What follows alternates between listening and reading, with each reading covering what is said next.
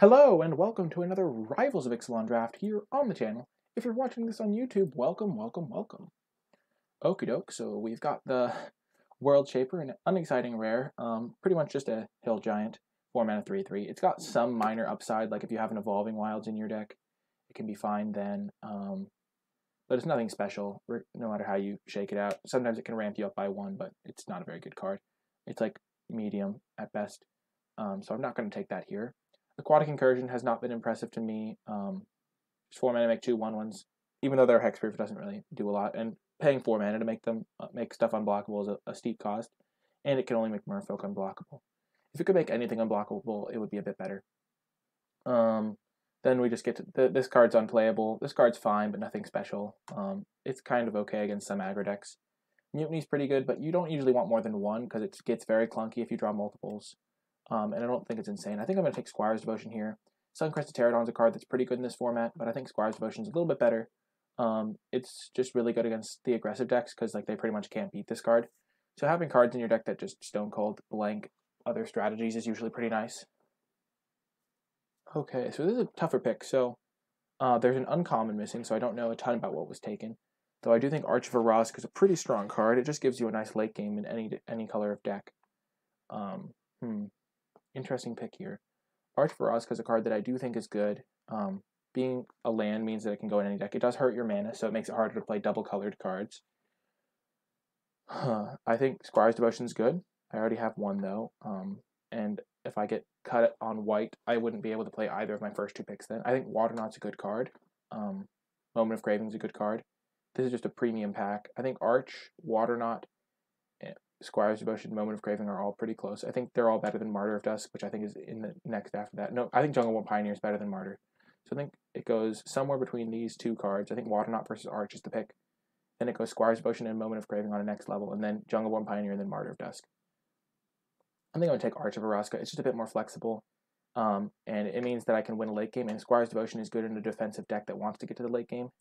And you don't really want to have a late game deck in this format, in my opinion. This is just my opinion, but you don't really want to have a late game deck in this format if you don't have at least semi-decent plan for winning the late game. So having a rare, like it's a land, so I don't have to have a huge cost, but being able to put this in my deck is pretty nice. I do want to try and avoid hard mana cost if I can, but I'll still run this card. Okay, so Baffling End keeps me mono white, but I don't love Baffling End in the format. A lot of the cheap creatures you just don't care about. Like, mostly you just care about flyers. So Baffling End is interesting on that front, though. Impale is a nice card. White-Black Vampires is one of the best homes for Arch of Araska because you can ascend. Squire's Devotion is pretty good at helping you win long, grindy games. Though maybe green's open. So I think I am going to take Baffling End over Impale. I think Impale is good, but a lot of the time I'm killing a flyer with Impale anyway. And I can pretty much deal with anything on the ground. And I do want to stick to mono color because I haven't seen anything insane in another color yet. Looks like I might be rewarded for that decision, though I could just take a Divine Verdict. I do not love Divine Verdict. It's pretty easy to play around, and most people that are pretty good will play around this card. And it just really destroys you if they don't attack with their creature, and you just get blanked. If you've ever... like on turn 4, they hold up all their mana and they have like 6 cards in hand, and you just don't attack them. It just puts them so far behind because then the next turn they have the same problem. Kitesail Corsair is a blue card that I love, though in a deck like this, Sailor of Means might be better, especially because my mana might be a little bit rough. Though I think I'm going to still take the Kitesail here over an Oathsworn Vampire as well. Oathsworn is kind of a nice combo with Squire's Devotion, but I think Kitesail is a pretty late one, and I don't need to have an Oathsworn Vampire. I will keep it in mind, though, that I could be black-white. I don't think Divine Verdict is worth taking. I think Kitesail's high enough power level to justify taking it. Okie doke. So now there's a couple cards to consider here. Vampire Revenant would be the best black card in the pack if I wanted to move in. I just saw an Impale and then an Oathsworn Vampire. I don't think I want to commit to blue. This is more of a hedge pick in case blue was open. But I think white is pretty open. We've seen 3 Martyr of Dusks in a row, and have seen some pretty good white cards. We got a second pick Squire's Devotion option. We got this pick third, which is about when you probably get a Baffling End. I think Martyr of Dusk is the pick here, though. It keeps me in white, which is my main color. I'm not really looking to splash, so I don't need a Traveler's Amulet right here, and I think Martyr of Dusk is a pretty good 2-drop. And I'm not like in love with Baffling End, but I think it's still a pretty good removal spell. It's kind of similar in some ways to like Lightning Strike in that it can kill small things and not big things, but like Lightning Strike's instant speed, so it's got all that going for it. But this thing can like 2 mana. Sometimes it can kill. It can trade up on mana and kill a 3-drop, but it can never trade up for like a 4-drop like Lightning Strike. But you can usually get something decent or fine with this. It's just a nice defensive card. It also helps you get the City's Blessing for cards like Arch of Orazca, which is relevant. Nothing else really in this pack. Fathom Fleet Border is probably the next best card. Sun Sentinel's not really a card I love playing, but I have played it before. Yeah, I agree, Pack 1, Pick 1. Also, welcome to the stream, Pack 1, Pick 1. Welcome, welcome. All of the artworks are messed up for a brief moment. Gleaming Barrier is a card I tried this card out. It's a card that I don't think you should ever put in your deck. It just doesn't do anything. Even if it blanks a couple damage early on in the game, it just eventually just gets outclassed and does nothing. We aren't really a Daring Buccaneer deck. We aren't going to have enough pirates in white-red. We don't have any pirates right now. Divine Verdict is a consideration, though I do love myself a Moment of Triumph. Moment of Triumph is one of my pet cards. Yeah, Cube just isn't doing it for you, Pack 1, Pick 1. Well, I'm glad I can provide that for you. I think I'm going to take Moment of Triumph here over Divine Verdict. I like to have this card, at least one copy. I don't think I want to take a black card here. This card's not insane. It's fine, but it's just nothing special. Especially because I don't know my second color yet. I think Moment of Triumph is a pretty nice combat trick. It just gains you some life. So against aggro decks, that's just really a card they don't want to see. And I think it's a little bit better than Divine Verdict. I just don't love Divine Verdict. Colossal Dreadmaw is a card that I like. It's kind of nice index that can stall out the game and then just win with the Dreadmaw. Raptor Companion's a fine 2-drop. Cleansing Ray, I think I'll probably just take Cleansing Ray as a sideboard option. If green's open, I'll be able to see more Dreadmaws, and none of the 2-drops are pretty exciting, but this is a card that is a pretty nice sideboard tech. So now, I'm not looking to play any of these cards. I could take a Brazen Freebooter. I could take a Sanguine Glorifier. Sanguine Glorifier seems fine. If I end up in white-black, I think Raptor Companion's fine. People always think, oh, it has to attack. It's a horrible attacker against, like, Sailor Means. But then, like, if they have a Brazen Freebooter, they can't attack into your Raptor Companion. Like, it trades with Sanguine Glorifiers and stuff. I'm going to take the Sanguine Glorifier just so I'm, like, sticking to white. Okay, I could take a Dusk Charger. I think I'm going to take the Forsaken Sanctuary, though. If I do end up black-white, I would rather have the Forsaken Sanctuary than the Dusk Charger, because I have this Arch, which is going to hurt my mana a little bit, and the Forsaken Sanctuary can kind of, like, equalize that pain. I could also, like, take a Knight of the Stampede, maybe, but I did see a late Colossal Dreadmaw, so maybe white-green is open. But I think black might have been open, too. This is a pretty late, relatively late Dusk Charger. Immediate Punish. I'm going to take the Dreadmaw now, though. I'm not playing a Buccaneer Bravado in this deck. And Dreadmaw, this is a pretty late Dreadmaw. I'll take a Canal Monitor now. I'm not playing white-red. Vampire Revenant, pretty late as well. Taking it over the Traveler's Amulet. I think black-white may be open. Because we did see a couple late cards. This is also a vampire, so it works with the Sanguine Glorifier. White-black is a pretty good color combination. And I have the Forsaken Sanctuary to help my mana if I had been white-black. At this point, you're in black-white. Yeah, I don't like to be that committed. I just like where I am right now because I can just be I'm pretty much mono white.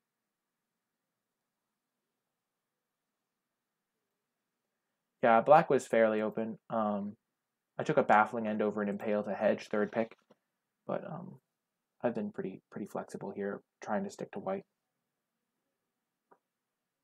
Is Direfleet Daredevil worth anything? I know it's played in Modern sometimes in the Humans deck.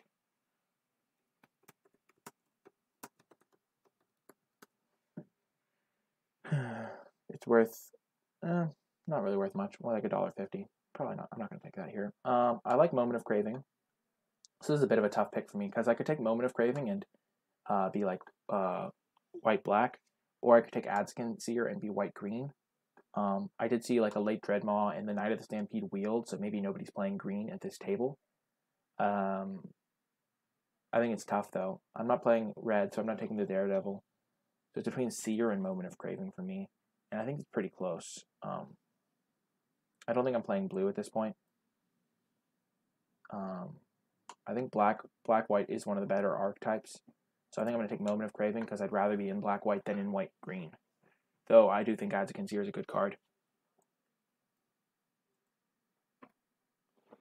And looks like we may have gotten a reward. There was a rare missing, so it doesn't really mean anything right now, but I think Moment of Craving number 2 is going to be nice. I'm going to take it over the Oathsworn Vampire. I don't think Oathsworn Vampire is insane, though I do now have 3 ways to gain life with the Squire's Devotion, Moment of Triumph, and Moment of Craving, so maybe it is a bit better, but I think Moment of Craving is good enough that I'm still going to take it here over a card that's... I also have the Martyr of Dusk token. Over a card that's strong, but I don't think this card's insane. I mean, it's only a 2/2, and it does come in tapped and stuff. I don't think I'm taking a Legion Conquistador. I'm very rarely going to take these in, like, Pack 2, because it's so hard to get the number you need in Pack 2. I'm just going to take the Moment of Craving. And now an Impale. Nice pickup here. Suncrested Pteranodon's pretty good in a lot of decks, but mostly in, like, white-green. White-green, I think, is where it's at its best, or sometimes, like, you can play, like, red-white control dinosaurs, but you really want to have Vigilance for it to be excellent, and so, yeah, we're going to take the Impale here pretty easily. It's just a great removal spell. We do have a ton of removal now, so we do want to start prioritizing creatures a little bit higher. This is a land we're going to be running. We don't have any creatures, really. This is our, like, curve of creatures to spells. We have 7 spells, 3 creatures, 2 lands. I kind of want to take the Forsaken Sanctuary, but I feel like it might wheel. With 4 cards left in the pack, there'll probably be this guy, and then this thing could be one of them. And I do want creatures. I think Sanguine Glorifier is a little bit better than the Vampire Revenant in a Vampires deck. If I'm black-white, I'm probably going to have enough Vampires to get it to work. Also, we saw like 3 Vampire Revenants in this pack, so probably one of them is going to come back. And we do need to start picking up creatures. So there's another Legion Conquistador. But we're just going to take a Sky Marcher Aspirant over Recover as well. We don't have enough creatures for Recover to be truly good in our deck. So what I like about Sky Marcher Aspirant is it's a 1-mana 2/1, which is not like... It's like not as good as you might think. Like in Constructed, you curving out starting at 1 is like relevant, but since in Limited you're very rarely going to have like your perfect curve out. Like having 1-drop versus 2-drop isn't insane. But I like that this card gains flying in the late game, which makes it pretty relevant. It's also a vampire for the Sanguine Glorifier. If the other Legion Conquistador wheels, this one might come back very late, but I doubt it. I don't think I'm getting in on the Conquistador train. Huh. So this is it.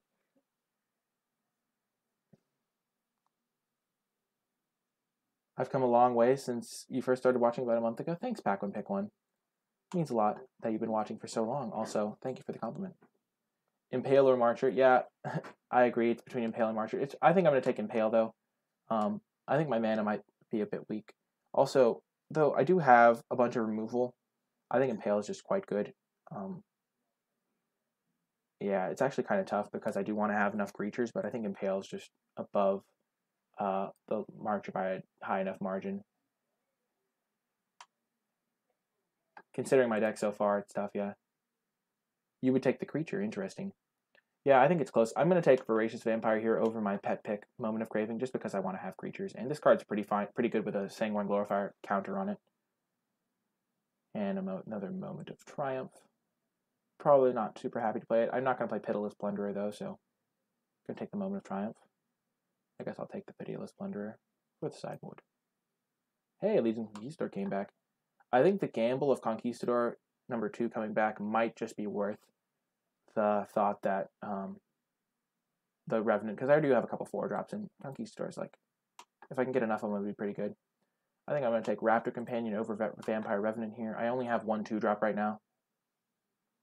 Hard to beat turn 3, Sky Marcher turn 4 saying, yeah, it's a bit difficult, but my mana is not necessarily the greatest because I have this colorless land. I'm going to take the Raptor over the Vampire just because I want 2-drops.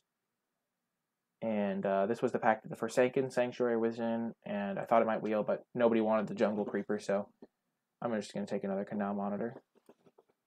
Grasping Scoundrel. Unfortunately, Legion Conquistador was in that pack. It did not come back. We did get a Vampire Revenant, though. I was not worried about getting Vampire Revenants. We could still get enough Conquistadors in the 3rd pack. Could have issues, yeah, exactly. Hopefully not going to have to play a Singleton Conquistador. That would be a bit sad. Probably not going to be playing both Moment of Triumphs. Probably not playing either of them, to be quite honest. I do have the Moment of Cravings, which can kind of act like combat tricks. I do like having combat trick effects, but I don't need the Moment of Triumphs, I don't think.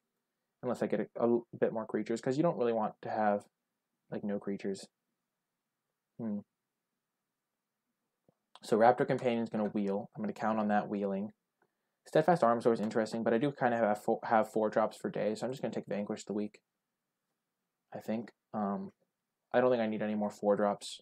Steadfast Armosaur is fine, but nothing insane, and Vanquish is pretty good. I do have, like, more removal than I can possibly need. I have 6 removal spells, and this is going to be my 7th. But, I mean, 7 removal spells is a lot, but it's not, like, unplayably a lot. Like, if you have, like, I have a lot of removal spells, I will say. But, yeah, I'll be fine, I think. Conqueror's Galleon is a card that I like in some decks, but when I don't have as many creatures as I'd like, I don't think it's insane. Like, I have 4, 6, 7, 8, 9 creatures right now. It's just not insane in my deck. But, like, I really don't know what I'm supposed to take here. There's no creatures in my colors. I think I'm just going to take the Direfleet Interloper and hope to just survive with my removal early and then play some stuff like Direfleet Interloper. It's not an insane card, but I don't think this card's very good. I could take a Fire Cannon, but I kind of already have, like, infinite removal, so I think Fire Cannon is not as good in my deck. Arch Barrasca is kind of already a mana sink. I can't imagine I want to play a Direfleet Interloper, though. I think I'll just take it, though. Probably fine. We're just gonna take the Skymarch Bloodletter. Easy pick here. It's a creature in my colors. It's a vampire for synergy with Sanguine Glorifiers. Yeah, pretty easy pick here. We just need creatures. If I see another Conquistador, I'll probably play both of them. I do need to have more creatures. I don't love having this many 4-drops. Let's look at my curve. Yeah, I have way too many 4-drops. I hope I don't have to play the Direfleet Interloper. I'm gonna put it over here. I have faith. I'd rather play the Canal Monitors, because they're like big bodies. Right now, these are in the deck, and this would be my 22 cards. I guess this would be my 24th. So this is like my deck right now. Oh man, that's a nice pickup. Call to the Feast. They're not like insane bodies, but you can win with pretty much anything once you've killed all their creatures with the removal I have. It's a black-white gold card. I still am not 0% to see a Anointed Deacon, which would be pretty good in my deck, I think. Also, this card helps you stabilize if you're behind, and overall, I'm just pretty happy to have it. It also helps me get the City's Blessing for Arch, which is a pretty powerful card.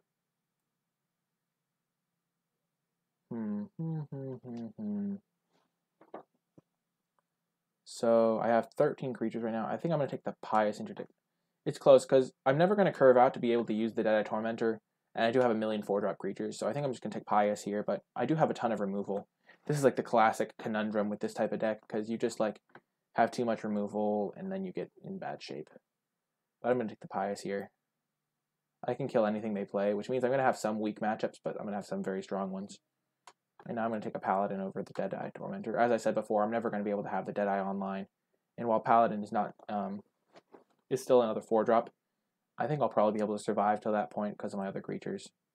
And I do just want creatures that are going to be good. Deadeye Tormentor is just very subpar in my deck. I only have like 2 2-drops. I do have a lot of cheap removal, so I think I'm going to be probably fine in the early game. But I don't have the attackers to make that of a good card. And Legion Conquistador is not going to make the cut.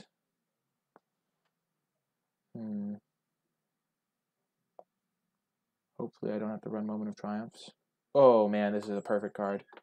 Oh man, what? I'm going to take Seeker Squire here over the Territorial Hammerskull. Hammerskull is good in a lot of decks, but it's much better when you have a 2-drop, because you go 2-drop, Hammerskull, removal spell, and then even if they have 2 creatures, they're never going to be able to block you. So if I had more 2-drops, I would love Hammerskull, but I think Seeker Squire is going to be perfect in my deck because I really need to get up to 4 mana. And even with 17 lands, sometimes that just won't happen. But with a card like Seeker Squire, if I play that on turn 2, I can sometimes just like mill a non-land or draw an extra land and help get me to 4 mana. So I'm going to take the Seeker Squire here. Wow, late Marauding Looter, nobody in blue-red.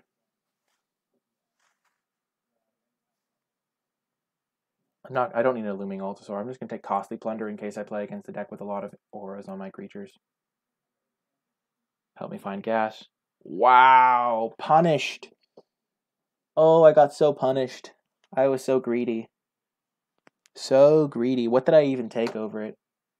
What I'm saying is the Raptor Companion that I wanted to wheel did not wheel. Someone took it from me. What did I take over it? I took a Direfleet Interloper, maybe? Dang, that's like really bad for me. I needed that Raptor Companion to have 4 2-drops. I guess I'll take Cobbled Wings. It could be good in some matchups, but that's unfortunate. Now Duress. Unfortunate for sure.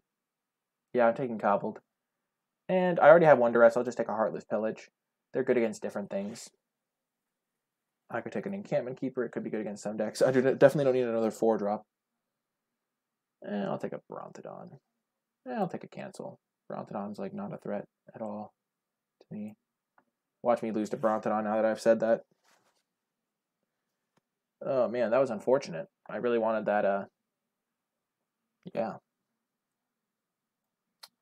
Well, deck came together, I think. Definitely came together. I think I like Canal Monitor in this deck. Let's see. Group creature separately. Move Call to the Feast up as a creature. Direfleet Interloper definitely not making the cut. We have a lot of creature token makers. Have 13 creatures plus the Call to the Feast. 2 lands. These are not part of the deck officially, but probably just going to cut Moment of Triumphs and call it a day. I think all the removal's good. I need all the creatures I can get that aren't 4-drops. And I'll play these 2 lands, and yeah, I'll go 8, 7 plus these 2. Let's see, does that make sense? Yeah, I have double black cards. I have more black cards. 8, 7 seems good to me. I think the deck's pretty good. We have like infinite removal spells, so like we're not going to die to a lot of things. Do you think I got cut off of black-white at the end? I don't think that's the case. I just don't think there were any creatures because we did get that late Call to the Feast, the late Seeker's Squire. We got a Pious Interdiction like 8th pick or something. And there were white and black creatures, but they were all 4-drops. Like we saw 2 of the Dinosaur with Vigilance.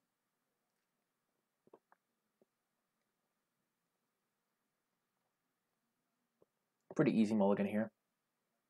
Yeah, black may have been cut off, but we got a lot of good black, so I don't really mind. We're going to keep this one easily. Put that on the bottom. We already have 3 4-drops in our hand.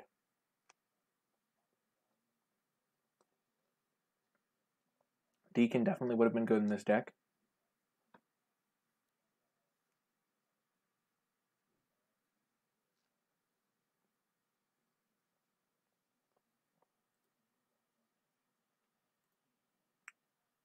Oh yeah, nice draw. That'll help us survive until 4 mana.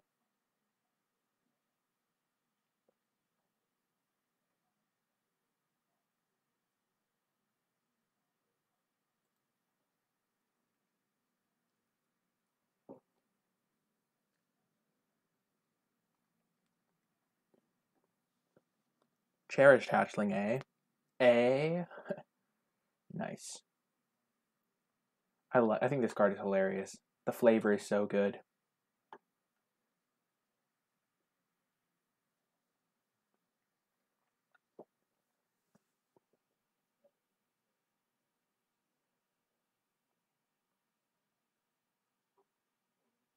Tough choice on opponent whether to go into their combat step. I know it's a struggle opponent. To go to combat or not to go to combat, that is the question.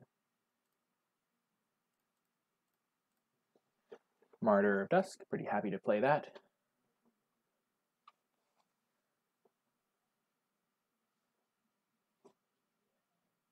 And then I can Vanquish the Weak there. 3-drop probably.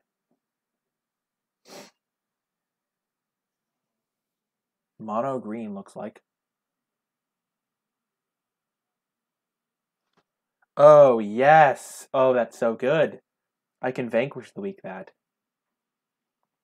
I think opponent messed up. They probably should have attacked with their Hatchling. Then I trade, and then they can kill my token that I get from this by casting the Brontodon. So I think that was a bit of an error from them.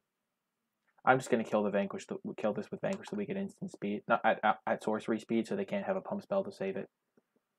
Because 3/4 is bigger than all of my creatures, and I don't want to have to impale it. That land was pretty nice.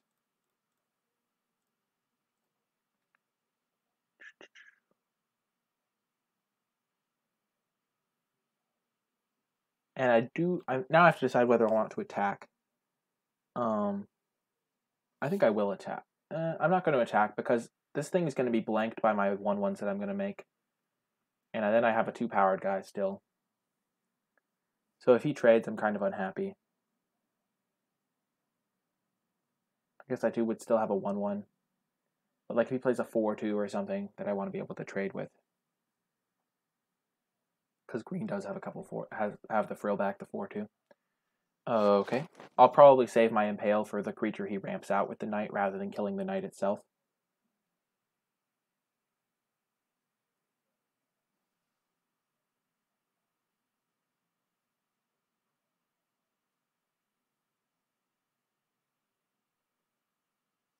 Now I have to decide between Call to the Feast and Vampire Revenant, because the Knight of the Stampede can attack into me right now. I think I'm going to play the Vampire Revenant. He'll get to attack me for 2, but then I can attack him back, and I think this hitting him for 3 in the air is going to be pretty good. Green-white sometimes struggles to deal with flyers. Yeah, opponent was missing the color for a bit, but it didn't really stop him, I don't think. They still curved 2-drop into 3-drop. Yep, Dreadmaw, that's why we have our Impale. We could have killed the Knight to stop that. Thank you, Hamani7. I really appreciate it. Welcome, welcome. Yeah, we're not going to double block that for sure. I mean, why would we ever do that? We're essentially trading 2 damage for 3 damage because we're going to kill the Colossal Dreadmaw. Once again, I think my opponent should have attacked with Cherished Hatchling before they played the Dreadmaw. Just gets in a free 2 damage. Though then I guess I can attack him back, so maybe he just doesn't want to risk me having removal. But I don't think he's using the Cherished Hatchling as efficiently as he could.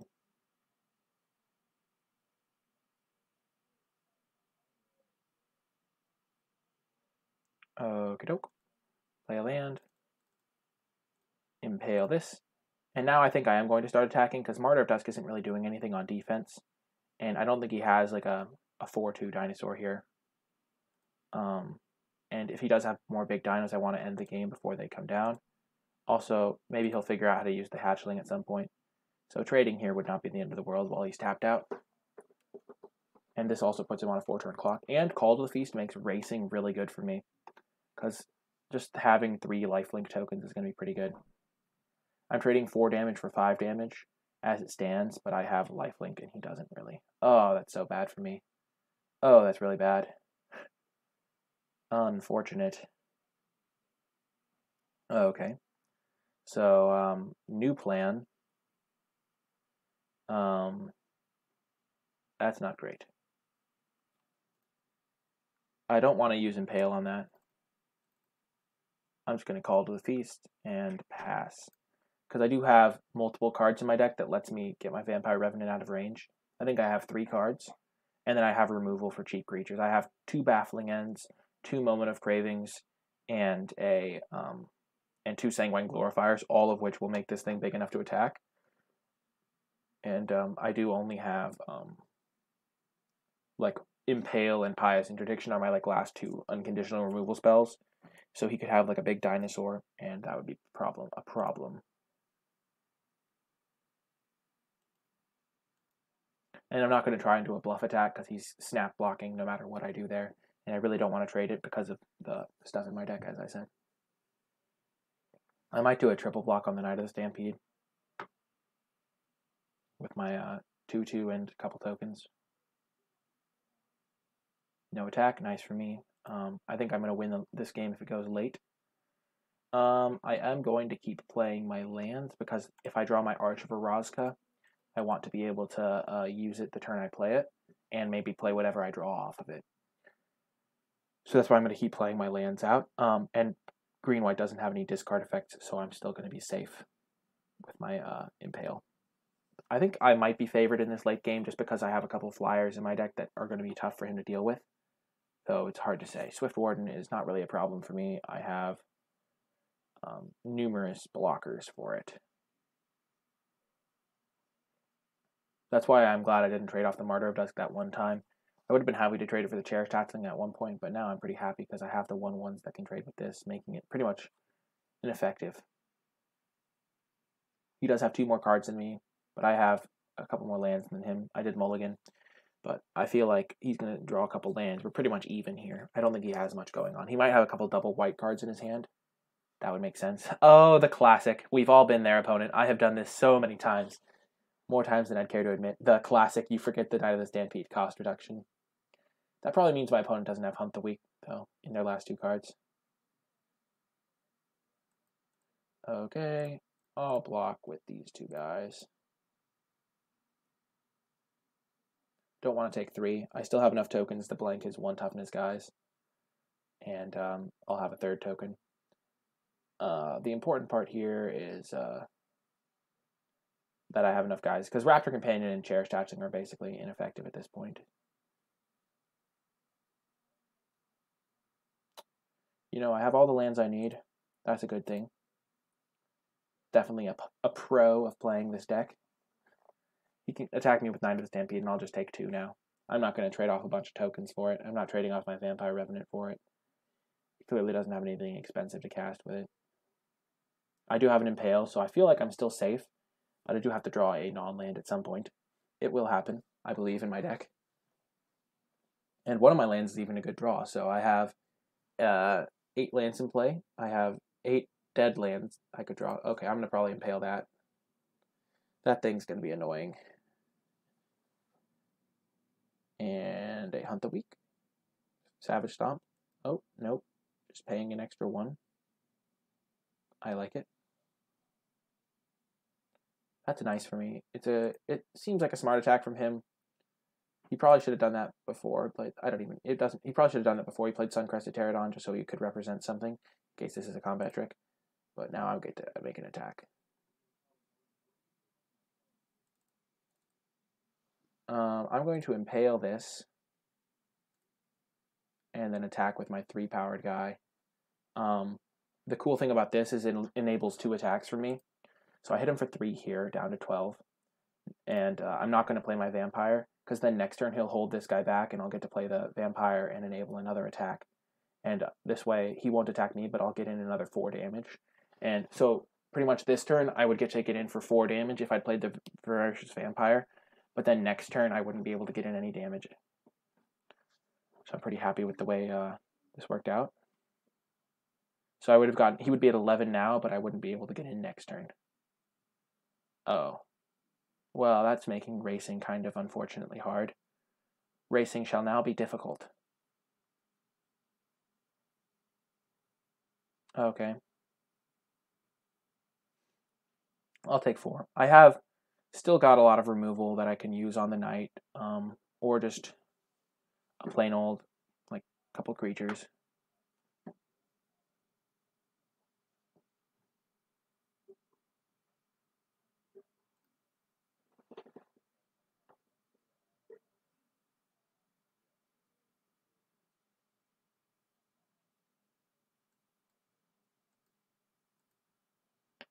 Oh yes, Moment of Craving.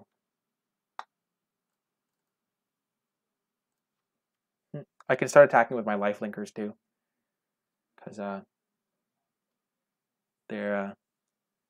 these guys are not really blocking. I can attack with like 2 life linkers. He'll probably trade off, but I get an extra couple damage, getting a couple life. So I guess I can represent the 5-man block on this, so that probably isn't smart. I'll probably just hold them all back, put the 5-man block on it, let him kill this guy and 1 token for his 3/5 lifelinker. Seems like a good trade for me. And then I'll still have 2 tokens left to hold back Raptor Companion and Cherish Tattling. This is the scenario where people hate Raptor Companion. They're like, wow, I'd rather have a 2/2. But if you're on defense and you have a 3/1, it's pretty good. Yeah, pretty nice here. We could attack with our lifelinker. then he would have to double block. So this is a 4-point life swing either way, but I feel favored in the later game. Because if I put it on this guy, I hit him for 4, so he goes to 11. If I put it on a life linker, I hit him for 2, but I gain 2 and he loses 2. So it's still a 4-point life swing. However, I think I'd rather have the 1/1 blocker, so I'm going to still put it on the Revenant. Still going to put it on the Revenant. So, like, I do feel like I'm a bit favored in the long game, but I do have all these guys to gain me life. And I just would rather have good blocks here. I mean, yeah. And if he does like an all-out attack, I'll just let him hit me for another 3.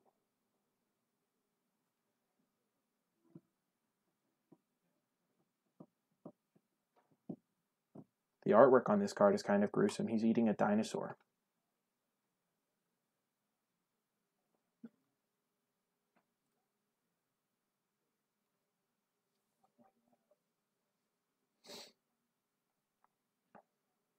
We have a spell.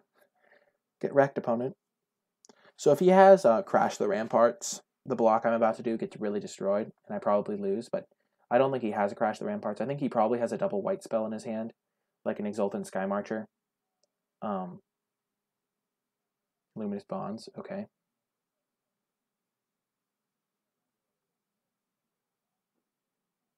Now I'm going to go for my block here. He only has 1 card in hand. Triple block this, make it -2/-2. Should be good. He'll kill one of my tokens, I'll kill his guy. But this guy's the only real threat to me. If I get hit by this, it's just really bad for me, so.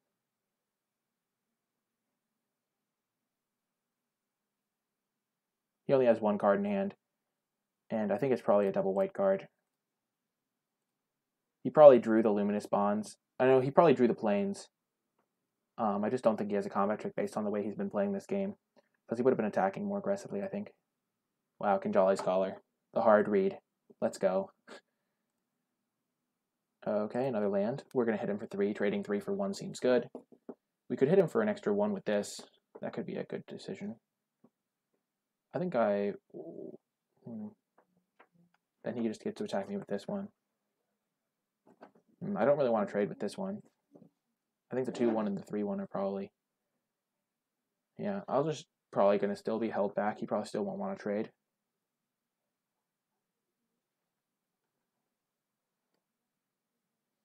So if I drew an Arch of Orazca, I could play it, tap 5, and then I would only have 3 mana. And I do have a lot of 4-drops, so I am going to play my land out. But I am going to play it post-combat. He's not going to take a damage because he's just going to block with Kinjali's Collar, the most expendable blocker of all time. But I still gain a life.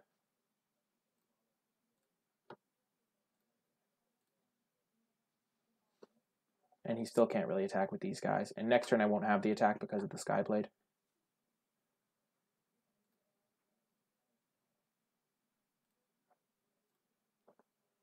So I'm not representing anything, but like my opponent's probably not going to play around anything anyway.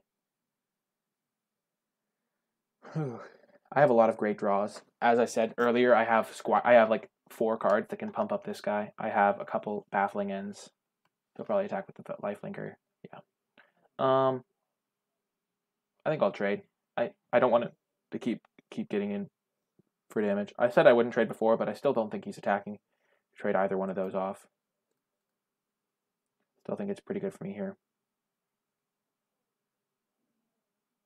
It is a 2-point life swing, so this is essentially like a 2-powered creature. My opponent definitely should have attacked before he played his land. It doesn't really matter because I'm just going to block anyway, but I think this is a very close block. I could just keep taking hits, but that means that I just kind of cede the fact that I don't, like, I think trading here is fine. Because I can't attack with the 1/1, so it's just a 2-point life swing for him every turn, which adds up over time. Perfect. Baffling End on the Skyblade. The thing about Baffling End that I really like is that since it can never target anything too powerful, you never really hesitate to just fire it off. So taking rid of this is one of the cards I was talking about earlier. Getting rid of the Skyblade is pretty nice. Because now I can just attack him for 3. If he starts attacking me, I can just block with a vampire, and be in pretty good shape.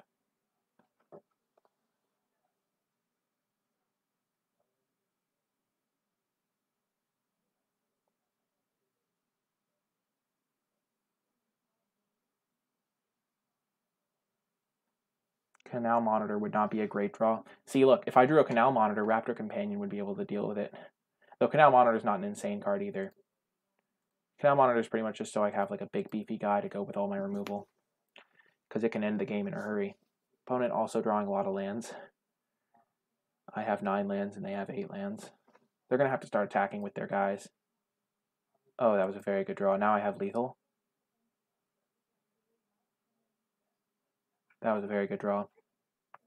Because this puts him to 5. This is a lethal on its own pretty much, but it also is a 2-turn clock if he can kill my Vampire Revenant.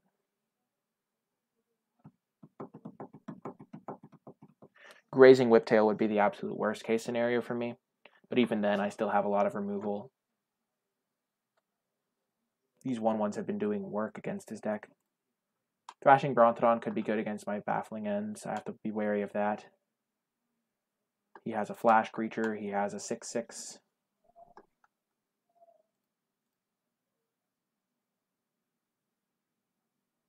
Opponent has been kind of slow this match.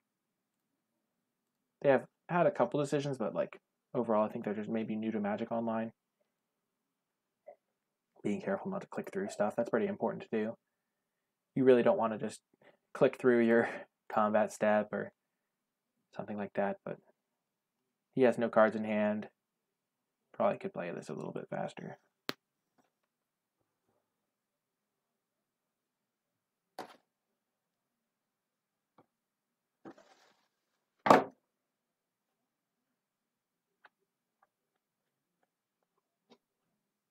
The classic decision of whether to block my flyer with your non-flyers. Think hard, opponent. Think hard. It's a tough choice. Okie doke. And Skymarch Bloodletter. Pass the turn.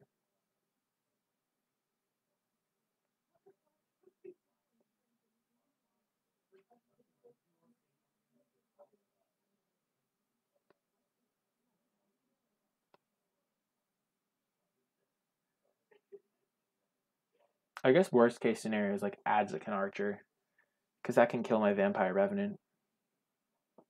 That's why I love Adzik and Archer. Just look at this board state, because Adzik and Archer, if I had it, like if I was a green deck, could kill this. Adzik and Archer, for people who don't know, is 2 and a green for a 1/4 with reach that can fight a creature when it enters the battlefield. So it could kill this creature, this creature, this creature, or this creature. And it just blocks a lot of relevant things. Like it can block a Thrashing Brontodon. It can deal with block like a ton of the 2-drops in the format really well. Kill a lot of the 2-drops. I wonder what opponent drew.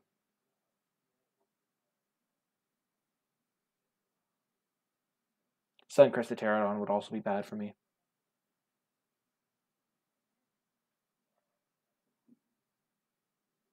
So yeah, it's important. Like it's not really important to think about all the cards that could be bad for you in spots like this, because like your opponent is either going to play it or not.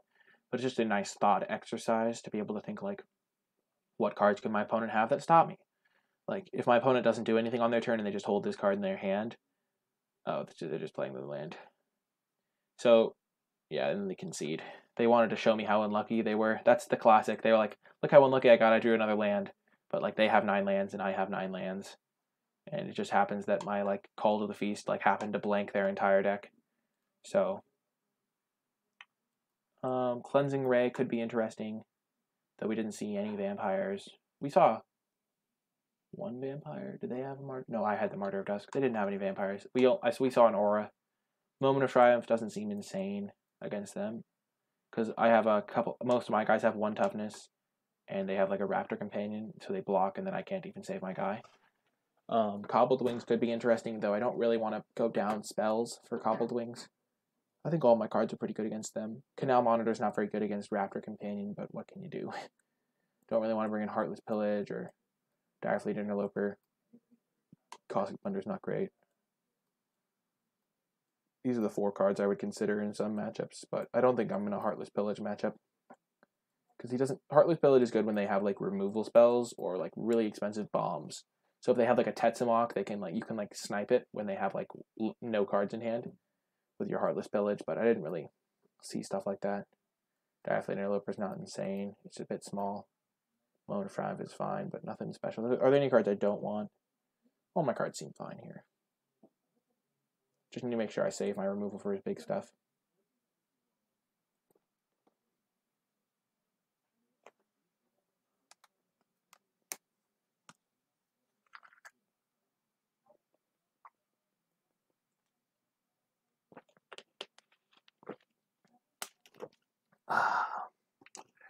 Refreshing. Water is the most refreshing beverage. It's just so good. Almost as good as Canal Monitor. Canal Monitor I'm pretty much only running because I was a little bit short on creatures. I don't have a ton of creatures. And when you have a ton of removal, creatures that have high power and low toughness get a little bit better because they aren't going to be able to block. So if there was like a 3-mana 5/1, like and it said it was unblockable, it would be absurd. And when you have a lot of removal, you can sometimes create scenarios where your stuff is just unblockable because you kill all other guys. So like, yeah, that's why I like having big beaters like Canal Monitor.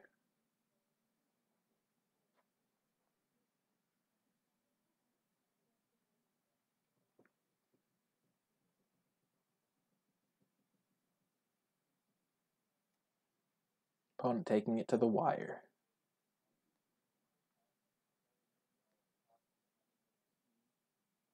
Did opponent only have the one vampire? I don't even remember them having a vampire. I feel like they did. Like I have a spidey sense that they had a vampire, but I don't really remember. We'll keep this hand. Their deck didn't seem particularly fast. They had a couple 2-drops, but I have a 3-drop that's fine. It can trade. Or oh, look, Kinjali's Collar. I think Kinjali's Collar is quite bad unless your deck is like really good for it. Like there are some decks where Kinjali's Collar is like a super powered card, but then most decks is kind of bad. I don't think it's great. I think it's like, yeah, look, he plays Raptor. If he plays a second Raptor Companion, then I'm kind of screwed. But look, it didn't do anything. It's like almost a mulligan if you play Kinjali's Collar a lot of the time. They did have the 1/3. Thank you, Hamani7. Yeah, I knew I had a feeling that they had one. I'm not going to vanquish the Raptor Companion. I'll probably end up taking 6 from it. But my Call to the Feast just blanks it so hard that I don't really feel concerned. Oh, and they don't have a third land. I'll play my Bloodletter. And these also gain me some life. And I'm just going to curve out. I'm going to go Call to the Feast into yeah, I'm going to go into the Canal Monitor. That makes me want to trade with the Raptor Companion a little bit more, I will say. But I still don't think I am going to. I'm just going to use my Call to the Feast to blank it. And I can start attacking with the tokens too if he doesn't have any plays.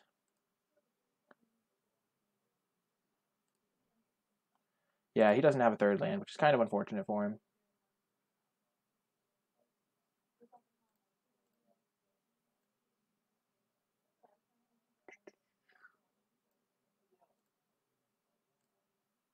If he does have a Slash of Talons, I mean, he's going to use it eventually. Yep, he had it. Like, if I'd blocked, he would have used it. Call to the Feast.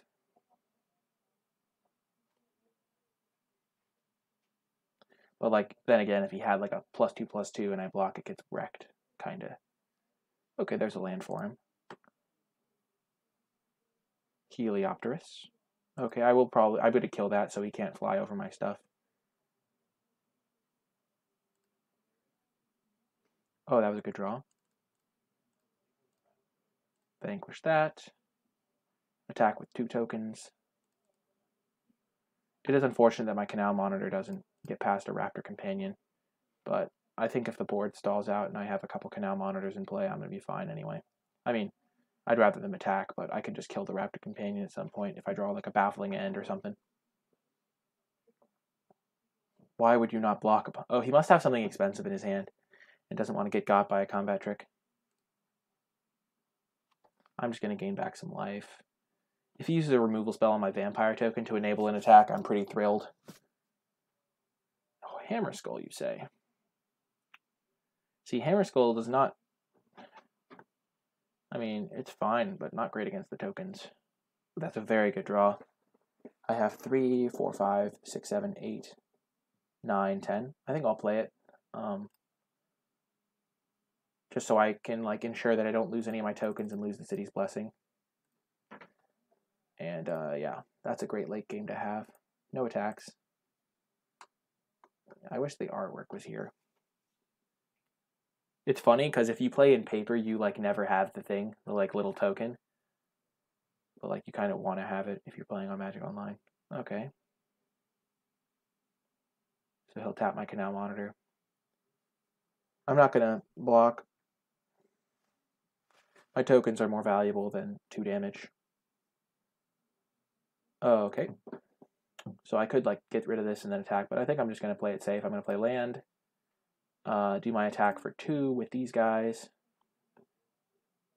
Actually, I'll attack for 2. Because if he attacks this to tap down my token, then I just get to eat it with a Canal Monitor. So I'll still attack for 2. He can't flash in a Swift Warden because he doesn't have double green. He just concedes. I don't think he was winning this game. We have this extra card pretty much whenever we want one. We have a lot of expensive cards. Good removal. It's not looking good for my opponent there. Anyway, we're going to go on to round 2. Don't really want to make any changes to the deck. I think it performed pretty much exactly how I wanted it to. Opponent's deck didn't really do what he wanted it to that round. He also had a like couple bad, like medium to bad cards in his deck.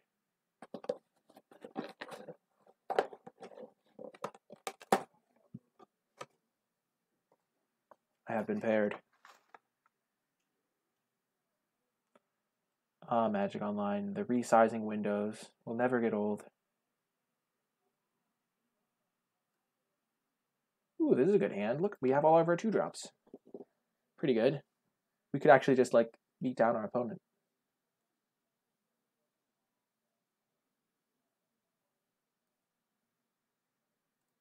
Pretty easy keep here.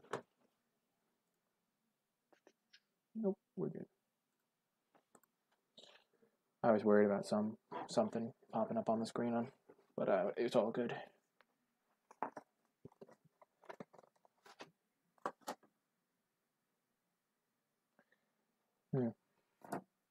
Opponent taking a long time with their mulligan decision, or maybe they're just AFK. That seems more likely. Oh, they decided to keep. Why isn't the artwork on their person showing? All of the cheap plays. Let's go. If the opponent doesn't have a 2-drop, they're actually going to be in trouble.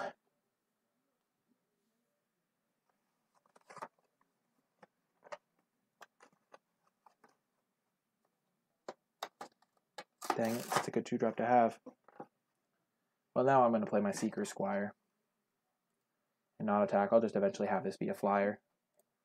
Or I'll buff it up in some way, but Seeker Squire is good. You can find me a land. It can... Yeah. Lands are not the end of the world. I have a couple 5-drops in my deck with the Canal Monitors. I have Arch of Orazca, which is fine. Also, just 2 mana, 1/2 draw card is just pretty solid. I don't think I'm going to trade here. I'll just take it, because I'd rather trade with my own Martyr of Dusk. Also, when I play Sanguine Glorifier, this is going to be blanked. And I don't want to trade with this guy, because this guy's going to blank the token once this dies.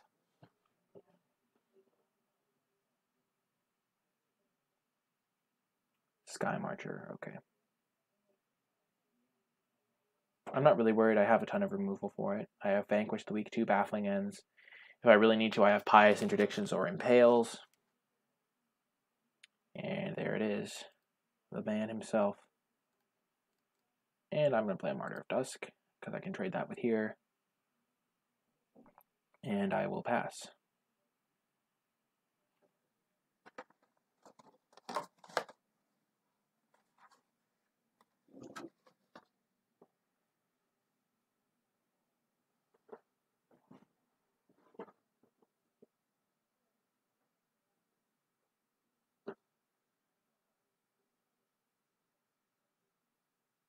Baffling. And what's he targeting? Probably my Martyr of Dusk, so I don't get value. Now I think I will trade Seeker Squire with this now that I have the Sanguine Glorifier. Because the Sanguine Glorifier can pump up this guy and blank his token.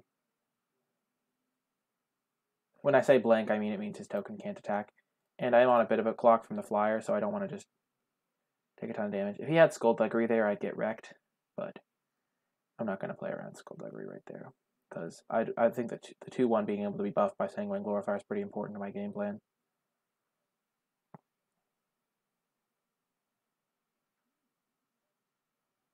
Oh, of course he has Tetzamok. He doesn't have a 4th land, though, so might just be able to get it done. Oh, man. So, tough choice now. Dang. So I can... Yeah, I'm going to go with that play. I think it's just more mana efficient, which is just better for me. I can Sanguine Glorifier this guy, attack him for 3. And then I can just keep the pressure on. And then next turn I can Raptor plus Skymarch Bloodletter, or I can just Canal Monitor. I think the 2-power guy is not going to be the problem here. Because what I was thinking was I could play Skymarch Bloodletter and then next turn Sanguine Glorifier it up. But then I'm wasting 2 mana, and I think this play is just going to be better for me. Because I hit him for 3 this way, and opponent does have a Tetzamok, so I can't go too late against him. I have to kill him before the Tetzamok kills me. And if he attacks with Sky Marcher, it enables my attack with my Sanguine Glorifier.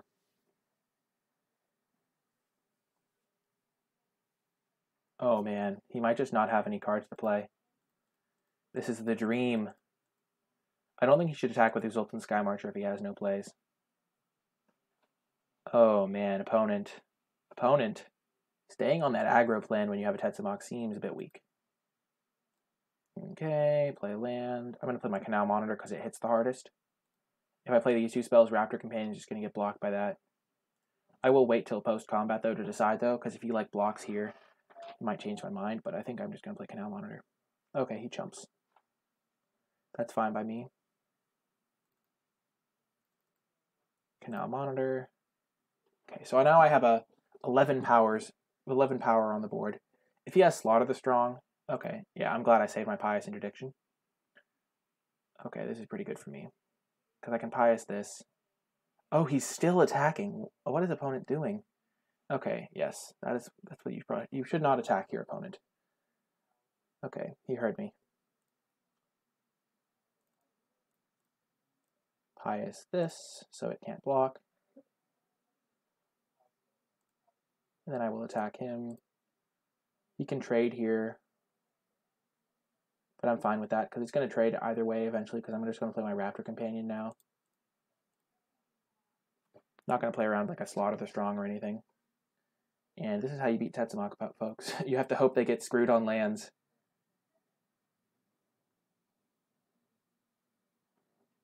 And now any of my creatures are lethal, any combination of 2, because of my Skymarch Bloodletter. So even if he can go land, impale this thing, try to stabilize at 1, I have my Bloodletter to get that last point of damage from the Drain ability.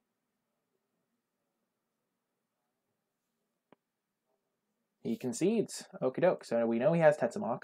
Do we have a Dark Inquiry? I don't think we picked one up. So let's see. We're going to bring in Heartless Pillage, because we can maybe snipe his Tetzamok. He was playing Black-White, so Cleansing Ray is going to be good. Moment of Triumph could be good, but I don't think we need it. I think we have enough sideboard cards. So we're going to bring in those 2. I don't love Raptor Companion, but I think it's a necessary evil, because I do want to try and kill him before he gets the Tetzamok mana.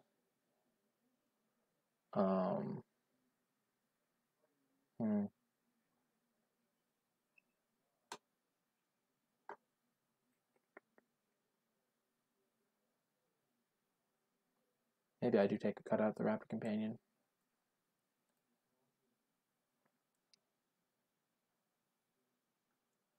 And a Voracious Vampire, perhaps?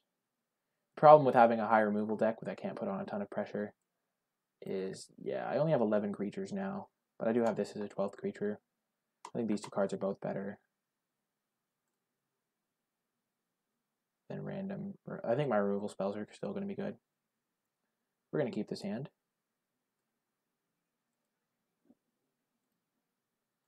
Yeah, going down to 11 creatures feels sketchy to me. We're going to save our Baffling End for a flyer. Oh, that was a good draw. Now we're going to be very... If he plays like a 2-mana 2/1, like the Martyr of Dusk, we're probably just going to Baffling End it. Yeah, we're going to Baffling End that so it doesn't get the death trigger. Because we do have another removal spell, and you don't want to just die with a bunch of cards in your hand, especially because I can just kill whatever he plays next turn, probably. He might be color screwed. He might not have a third land or something, or he might just have Tetsamok and I have to kill him. That's a good combo with Vampire Revenant. We're going to pass the turn. Also, exiling Martyr of Dusk means he doesn't have a 1 toughness guy, which is nice. Lurking Chupacabra. Oh, dear.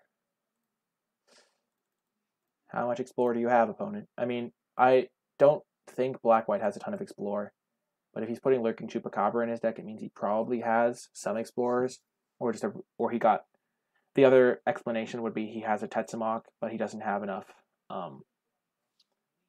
good cards to go with it. So this means he doesn't have a Explorer, it looks like, but I'm still going to block, because if he does have any Explorers, this is just really good. This card plus Squire's Devotion is a nice combo, but I mean, I have a couple other flyers like this one, and I really, really do not want to get destroyed by a Explorer, because I just lose the game, I think, if I put the Squire's Devotion on and then he has an Explorer. That sounds like a disaster. Paladin of the Bloodstain's a nice card, though. I like it. His Moment of Craving it, okay. Yeah. Squire's Devotion play would have gotten blown out anyway. But I like where we are at. Sure. You got your 2/2, bud. Too strong. 2 mana 2/2 with Flash. You're too good. Probably not even going to bother to Cleansing Ray that. Not going to block. I'm trading 1 damage for 1 damage here. Okay, we're going to attack, play our Skymarch Bloodletter.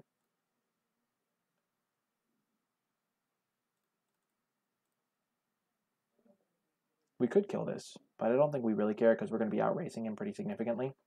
And he could just play like a 2/3 flyer that we really would rather kill. The 2/2 is not a threat to us. Sure thing, bud. You got it. You got it. We can't play the Impale yet, but we do have like 3 premium removal spells for the matchup in our hand. So I'm feeling pretty good about it, our position here. If he taps out for like a 5-drop... Oh, okay, sure. That's fine. We are going to... We'll Pious that, I think.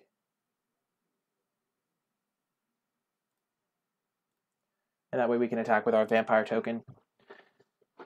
We could take this opportunity to go for the Squire's Devotion, but I don't really feel the need to do that right now.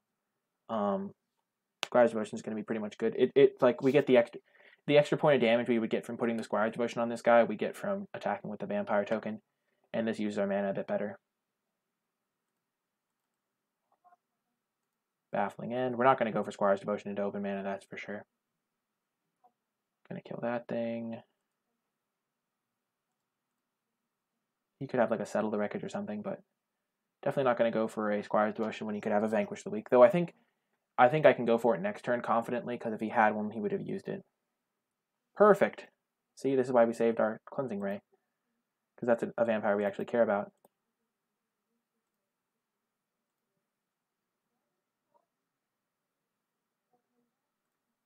And then we'll play our Vampire Revenant. Better to develop another threat than to play a Squire's Devotion on a different threat.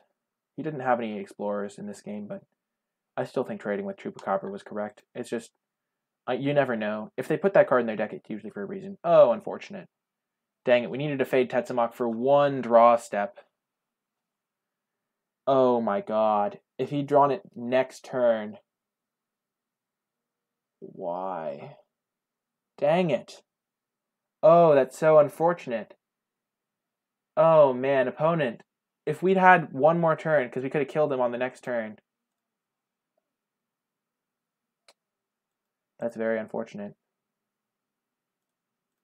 Now I think we might lose. It seemed so unlosable. And I mean, it was unlosable unless he had Tetsamok that exact turn. Because we have 5 powers of flyers here now. Oh man, that's so unfortunate. Dang it, opponent. Why you gotta do this? Oh man. He's putting a prey counter on his own guy just to mock me. I wish I had a counterspell. It's funny, people the only black one of the only black counterspells ever printed is like counterspell unless they pay. I'm gonna play Seeker Squire first just so I have a little threat out there before I can impale. Please get a counter. I'll put that on. Yeah, I'm gonna put that in the graveyard. I need another flyer, I think. I do not need that card. He's attacking, okay. Definitely taking.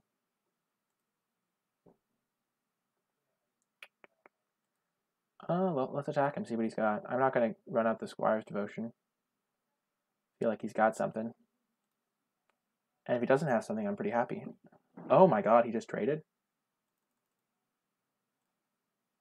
Play our guy, our lethal threat. Now we'll have 2 lethal threats next turn.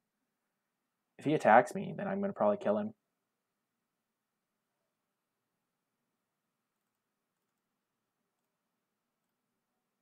Try and kill your Tetsamok. He has 5 cards in hand, so I feel like he's got something. He concedes. He had nothing? What was in his hand? What? He had 5 cards. Maybe he had a 3rd color. That would make a lot of sense. Or maybe he just had all lands? I do not know what happened there. But we beat Tetsamok after it 3-for-1'd us. And he had to top deck the Tetsamok too. Man, close match. We saved our removal though. I'm glad we didn't just removal use our cleansing ray. Because killing the 2/3 flyer was pretty important. Got through a lot of damage for us. Dang, opponent was holding 5 blanks or had a splash color or something because we got there. That was impressive. That was fun. Good match. Beating Tetsamok is always like such a feels-good moment. You're like, wow, I did it. And whenever you lose with a Tetsamok, you're like, wow, this was the magic gods like giving me it all. It's like, oh, I had it all and I lost. Because yeah, I've had Tetsamok before. I have not lost a match when I've had Tetsamok in my deck. Because it's just so good. I've had close matches and I've had sick top decks of Tetsamok. But I've never lost with Tetsamok in my deck.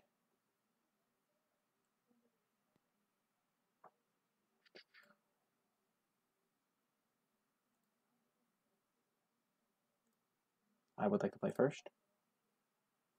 Fine hand, fine hand. Really bad to mulligan in limited. Oh, we got paired down. Nice.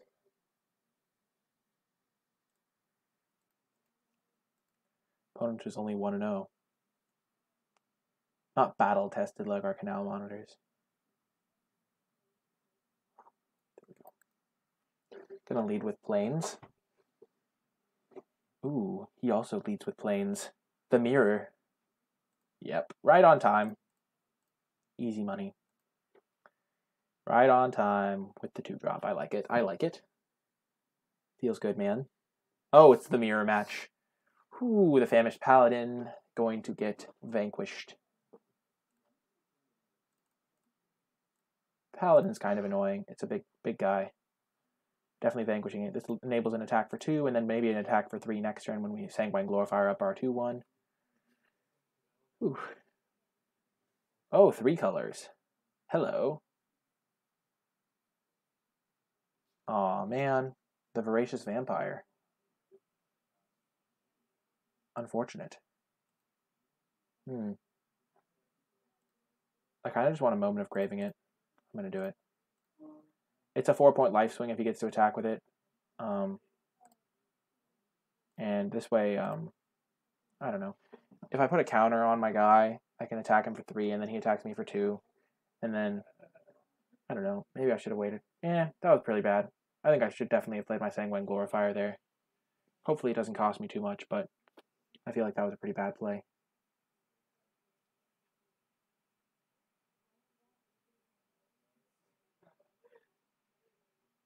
Okay. Oh, I got rewarded, though. Oh, Sanguine Glorifier. Now my Martyr of Dust can trade with the Famished Paladin, which I would not mind doing. That seems like a fine trade for me. Trading up in the world. And now I have my Baffling End and a Squire's Devotion for if I draw land. If I draw a swamp, I can impale something. Oh my gosh. Please let me impale that. Please, magic gods.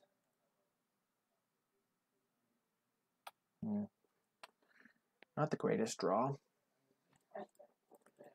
I'm just going to play my Vampire Revenant and pass. He does have the Voracious Vampire in hand, which is a card I do not care about in this on this board. Shining Aerosaur is going to die to my Impale, though. I'm almost certainly targeting that. So I just need to draw a Swamp, and I do have a lot of black sources in the deck. More black sources than white sources. Voracious Vampire, I presume. He also can't really attack me because I'm winning the race by a pretty significant margin here. Yep, Voracious Vampire here. If he attacks, I'm pretty happy, I think. Like with Famished Paladin. Because that essentially kills the Famished Paladin. And if I draw a Swamp, I have very good attacks. If he attacks with the Famished Paladin.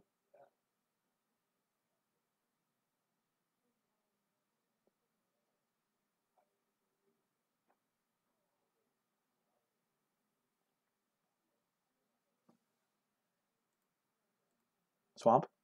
Plains. Not really what I wanted there. I'm going to kill the Voracious Vampire.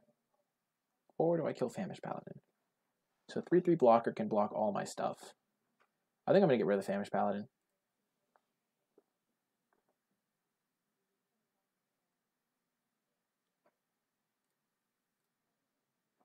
And then I can also go for a Squire's Devotion on my Sanguine Glorifier and attack with it, and then that'll trade for the Aerosaur.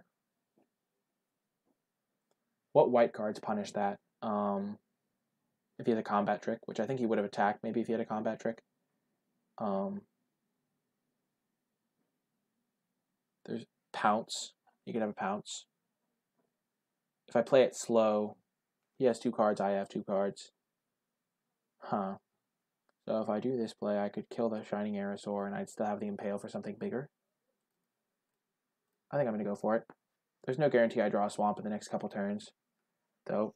This is a bit greedy, but I think it's going to be fine. I'm fine to trade off my Sanguine Glorifier for the Shining Aerosaur. Because then I have a 3-powered flyer that he has to deal with. He also doesn't have Divine Verdict up, which is pretty relevant for me.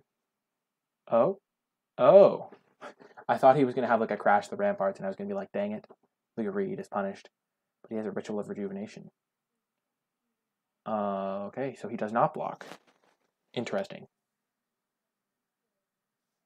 Lets me gain my 4 life.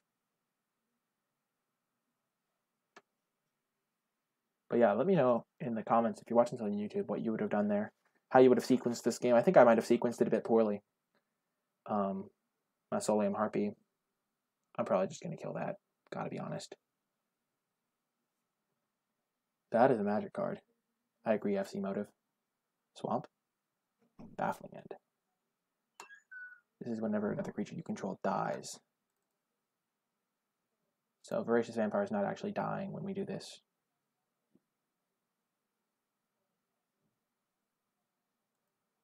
I'll attack for 4.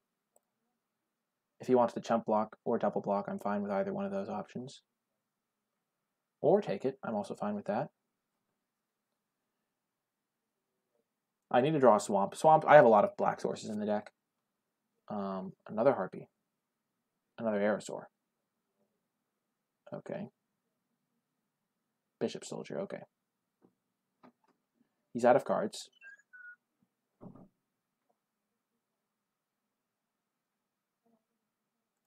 There's a Swamp.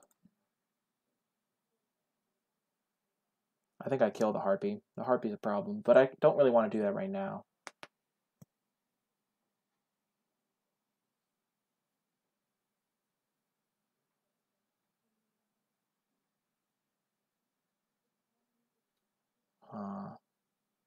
If I kill this, this gets a counter.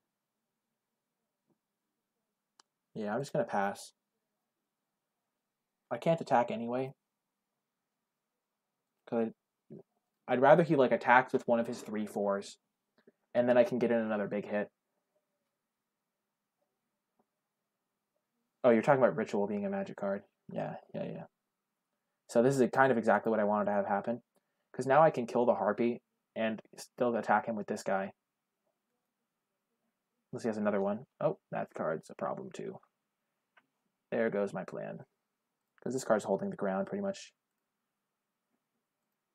Oh, that was a good draw. So I'm going to impale this. Just so I can start blocking his creatures. I'm not going to attack him, but I will be able to attack him next turn with a couple of my guys, like this guy on the ground, and then get him with my Moment of Graving. But yeah, I'm in pretty good shape, I think. He has no cards in hand. He's top decking. Lands are really bad draws for him. If he starts sending in the air, I can... Okie doke. He's just sending for 1. That's fine. I can start attacking with these 2 guys. Because if he blocks with this, I can probably get some good value out of my combat trick. Also, if this dies, it's not the end of the world. If I attack like this, he'll block like that. This pretty telegraphs a combat trick or a bluff attack. I kind of want to kill the Aerosaur, but at the same time,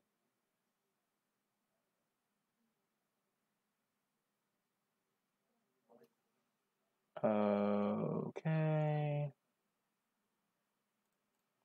I'll take the value.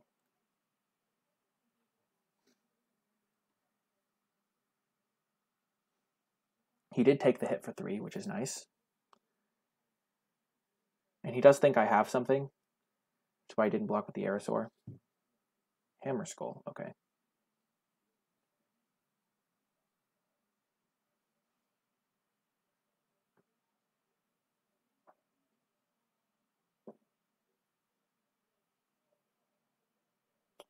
Okie doke, I'm just going to take the 5. Pretty happy to trade this for a flyer, if I can do it.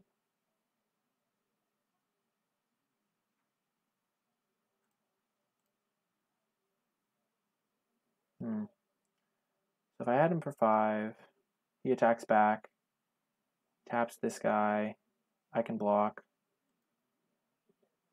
Kind of just want to trade with the Aerosaur. And if he doesn't block, I can be fine as well. There we go.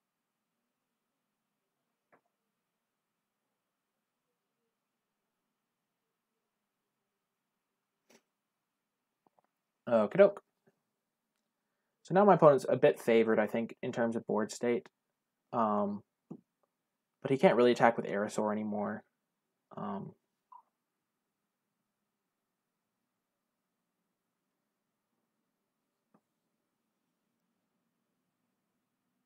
Tapping that makes sense.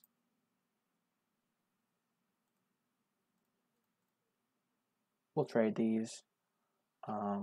This means he pretty much can't attack me anymore. And I will draw spells soon. Oh, that was a good draw. Unfortunate. Not great for me. Ooh, that was a good draw.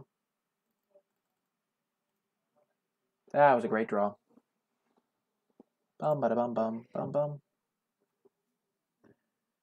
I don't think I've played this game particularly well, but I have played it fine, I think. I have a lot more life. I have a lot of life to play with here. And if my opponent attacks with Hammer Skull, I can trade with it.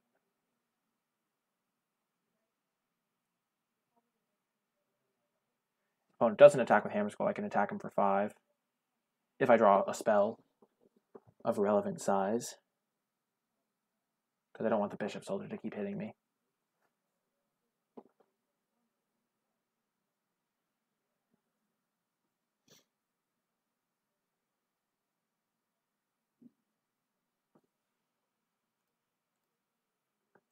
Ooh, that was a nice draw. So I could hit him for 5, but I don't think I want to do that. I think I want the board to stall at this point. I do have a lot of removal I can draw for the Shining Aerosaur.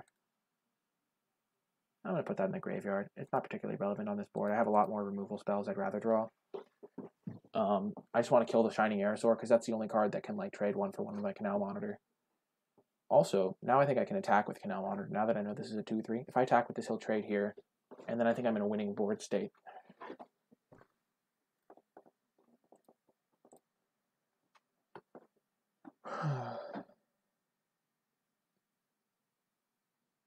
Oh, that's also fine by me.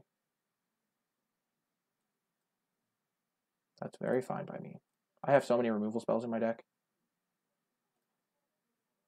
I'm feeling very good about that trade.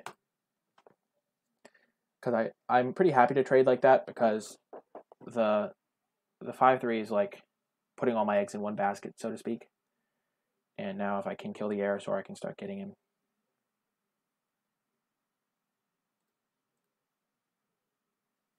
I think me and my opponent both just have a land in hand. I think I have a slightly favorable spot this game. What do I have left in my deck? I have 18 cards. I have one more Impale. I have a Pious Interdiction. Oh, that's a problem. That's a problem. And I do have the life total advantage here. And I will draw spells eventually. I just need to kill the Shining Aerosaur. He can start hitting me for 2 in the air. I've used both my Baffling Ends. What else do I have? I have one more Moment of Craving.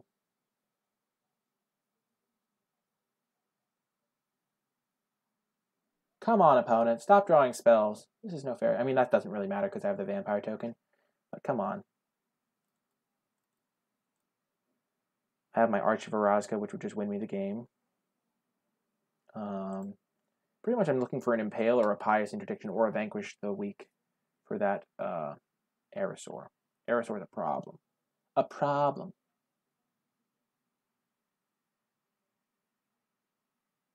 Oh, Galta. That's a problem.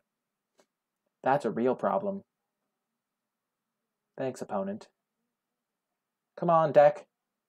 Removal spell. Please, one time. I can't attack past a 3-4. I certainly can't attack past a 12-12. This is just sad, deck. At least I got a spell. I feel so sad. Ugh. I got him to 13. I was doing so well, and then I don't know, I stalled out. He had the 3-4s. The 3-4s are a problem for me. What I wouldn't give for a Legion's Judgment. I'm gonna block there. Take 12, go to 11. You just can't stop drawing gas, opponent. This isn't how the game is played. You can't just Demonic Tutor every turn while I draw land. Man. This is not how I wanted this to go. This is not how you want the game to go. Ugh. He goes to 9.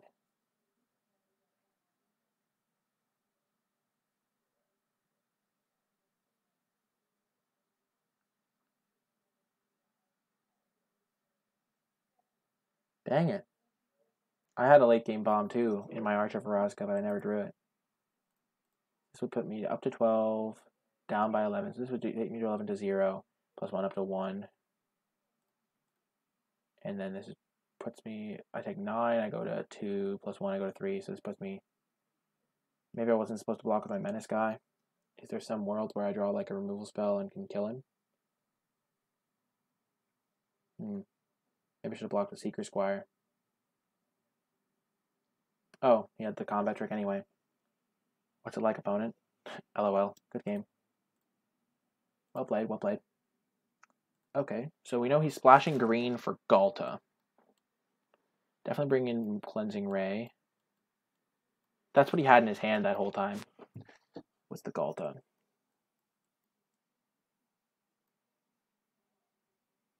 Maybe Heartless Pillage would be good. Probably not though. What do I take out? Oh, I'll probably just take out Raptor Companion.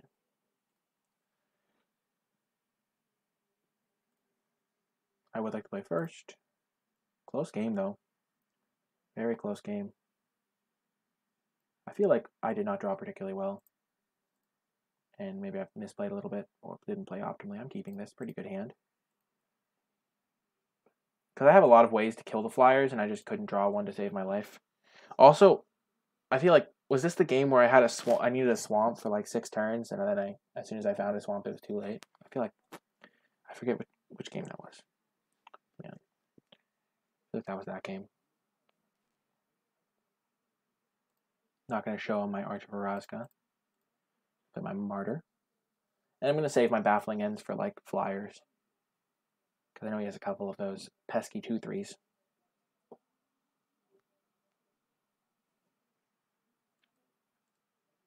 Oh, Traveler's Amulet. Nice, nice. Will he get second Forest? If he gets second Forest, it means he has Galta. Call to the Feast is good at getting the City's Blessing, I will say. I hope he starts playing the flyers out so I can use my Baffling Ends, but also kill the flyers. He also has the gain 4 life in his deck, doesn't he? Maybe that was my last opponent. I get confused. I think I play against 2 black-white vampire decks in a row, which just confuses me. Like, on which deck had which cards? Oh, perfect. Oh my gosh, that's so good for me. Actually, I'm going to play my Sanguine Glorifier. I'm happy to trade this off. And it puts more of a clock on the board. If he trades off his 2/3 flyer for my 3/2 ground creature, I'm pretty happy. He doesn't, which it's expected. I don't think he probably shouldn't, but I'm pretty happy that he didn't. What did he get with his Traveler's Amulet? A swamp. Jungle Creeper. Sky Marcher. Okay, perfect. Okay, this is great for me.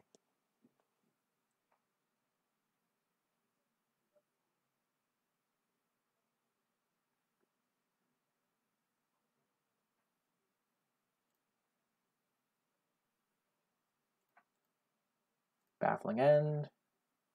Get rid of Sky Marcher.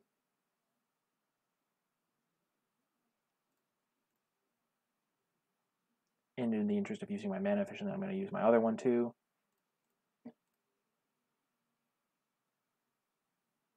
This way, if I don't draw a land, I can still have used all my mana. Hit him for 6.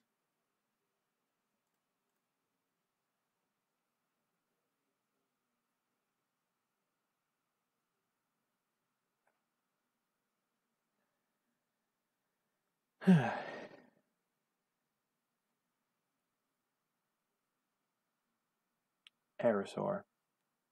Of course, my weakness.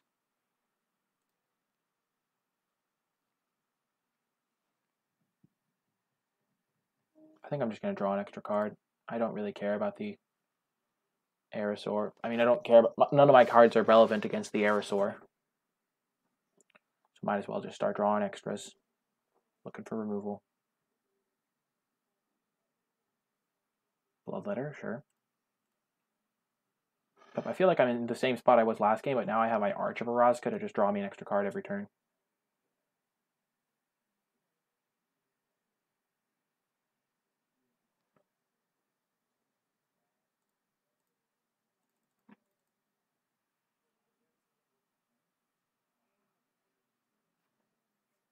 Ooh, that was a good draw. Very good draw. As a matter of fact.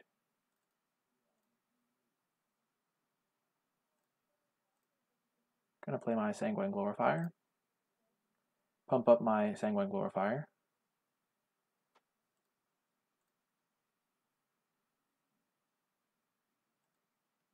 Go to combat. Attack. 4. This way, if he double blocks, I can just say go, and then if he goes for a comp, I'm just gonna say go if he tries to. Yeah, maybe I should have put this on the other guy, but I'm just gonna say go. I'm fine with this. If he has a +2/+2, I'd rather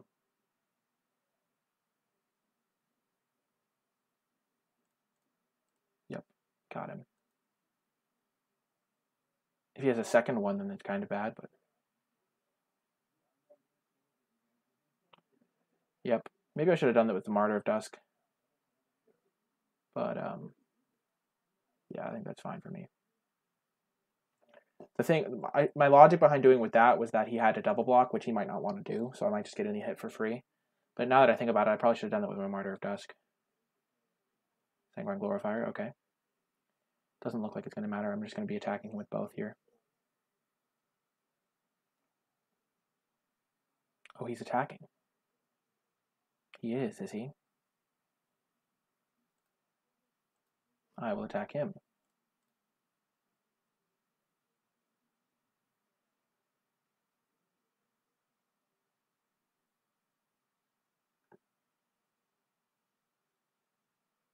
Keeping him off of power makes the Galta harder to cast if he does draw it too.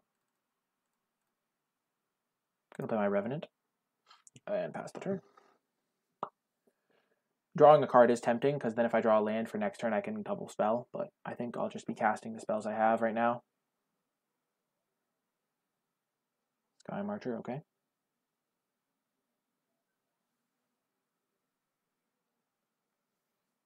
Okay, that's good for me.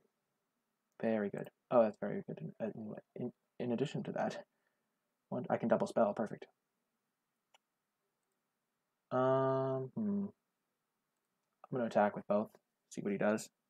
Actually, I'm going to attack, and I'm going to vanquish this thing. I'm so bad. I should have done that before I attacked. I didn't get punished, but if he had a pump spell there, I would have looked really bad. But yeah, I should have attacked first. Oh, he gains 4 life. Okay. Sure thing, opponent.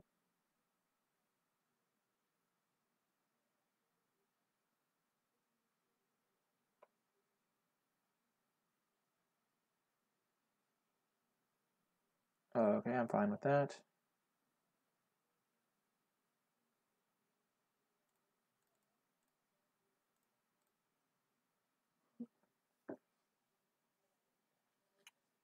Trading off resources is good when I have an extra card every turn.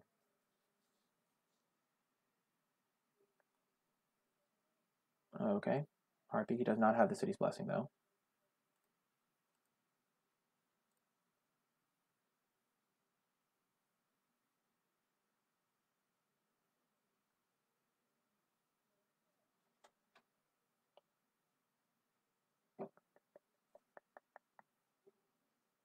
Huh. Do I draw an extra card or do I play a Revenant? Revenant? I'm going to play Revenant. Revenant's just a good body on this board because it can make him block with the Harpy. Famished Paladin, okay. Okay, that's his last card. So I'm probably just going to start attacking with my Revenant here, try to make him trade off the Harpy. Because if I attack with Revenant only here... Wow, I just keep drawing gas. Makes my Arch of Vraska look a bit worse. Though I guess that card's not insane on this board.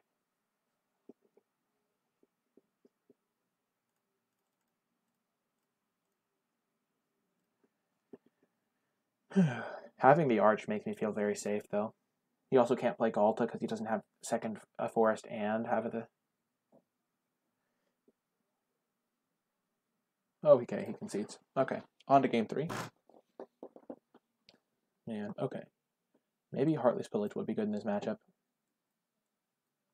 Raptor Companion doesn't seem insane. He has a lot of flyers. Maybe I want my own Moment of Triumphs so I can punch through the 3/4s, but I don't have enough creatures, really.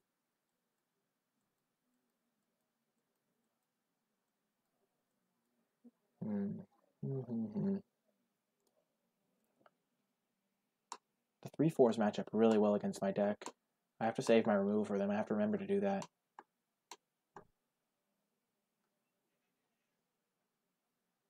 I'm just going to submit.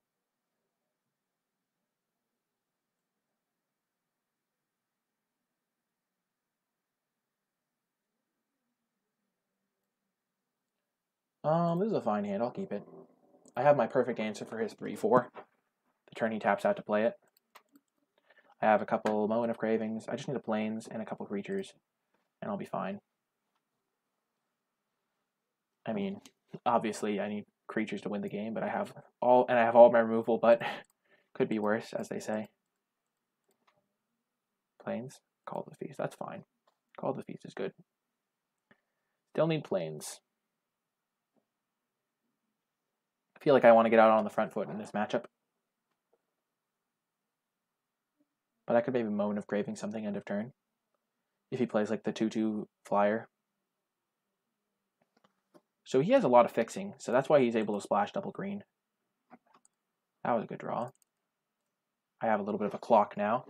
Pretty much is exactly what I want here, because I have pressure and I have all the removal to back it up. I would like a little bit more, but it's also a card I can cast, so I'm pretty happy with that. He also doesn't have a Moment of Craving. He would have fired it off there almost definitely.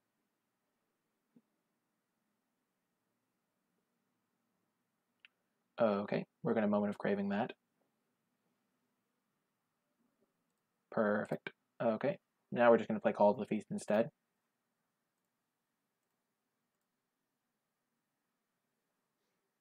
That's just another little bit of pressure. And then we can Moment of Craving that later, in addition to Moment of Craving something else or Baffling Ending something. I'm glad we have Vanquish the Weak, though, because we can Vanquish the Weak the 3/4 if he has it. He has multiples of it, I know, but we also have Pies for it. We have our good removal against it. I think we want to save the Pies, though, because it can take care of Galta. Or the Mausoleum Harpy if Mausoleum Harpy gets a bit big. I'll Baffling End that and Moment of Craving this.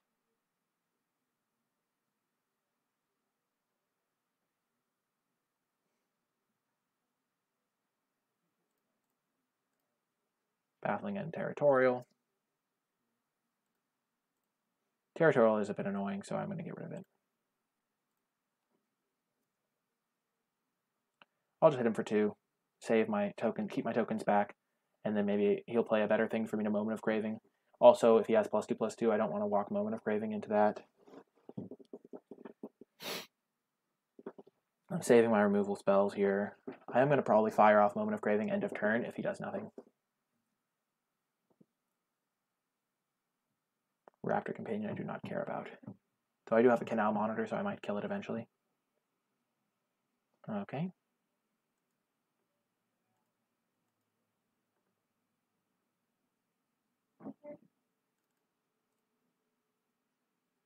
Kill this. Draw. That's a fine draw.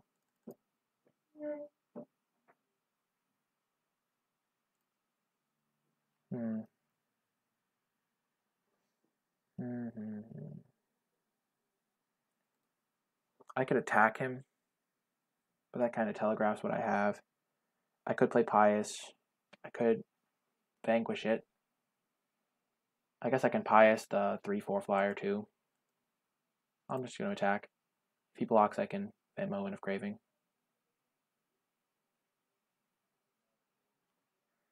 And now I guess I can wait. I'll either Moment of Craving the Sky Marcher, or I will. Wait, Vanquish the Sky Marcher, or I will kill a Aerosaur if he has one.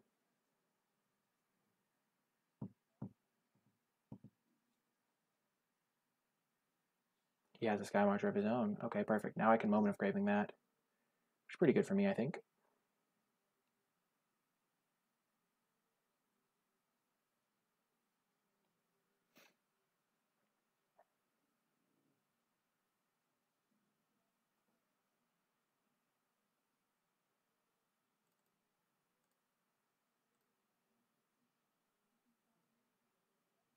So I think he would have saved that if he had a save spell.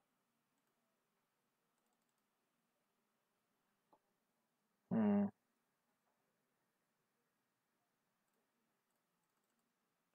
going to go Glorifier here on my Bloodletter. I don't think he has +2/+2 in his hand. If he does, then he gets me a little bit here. He trades up.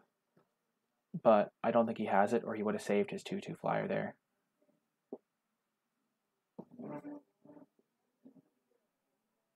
And I'm in control now. I have a good flyer. I have 2 removal spells for if he has Aerosaurs. Harpy is great for me.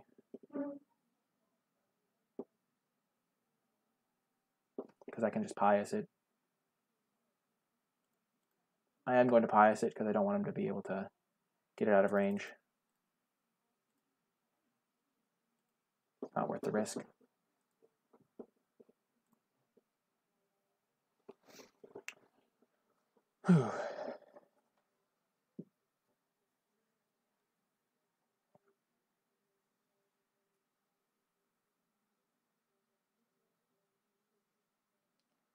He could have had, I guess, Galta there, in which case I would get very punished for my Pious play.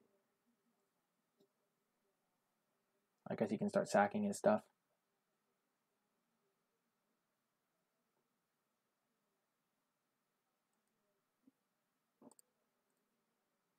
We're just going to block there. He might have a way to kill this enchantment. That's what it feels like.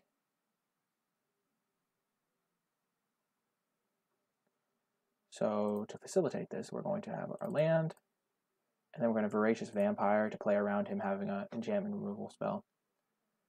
This way we can attack him for 4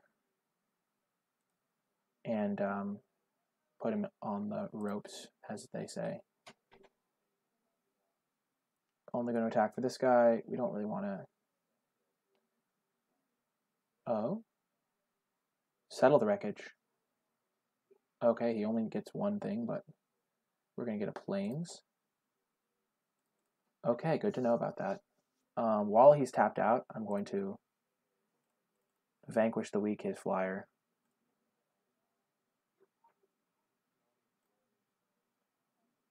Oh no, I messed that up. No, let me take it back. Oh no. Oh no, I was so careful to save the Vanquish the Weak for a 3-4, and now I just blew it. If he draws the 3-4 right now, I pretty much just deserve to lose. Oh no, I'm so sorry, everybody who's watching.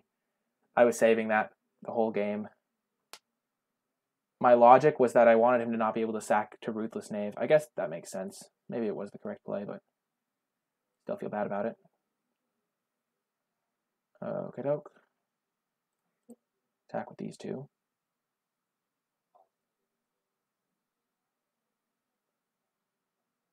If he drew a Naturalize for the pie... Oh my god!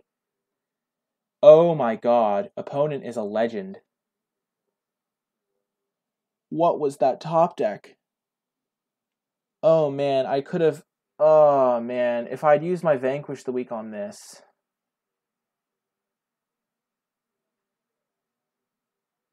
Wow.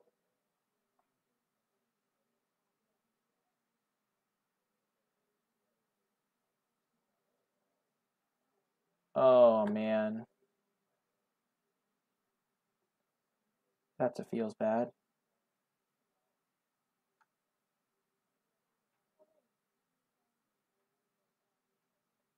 Oh my god. And now I'm in a losing spot.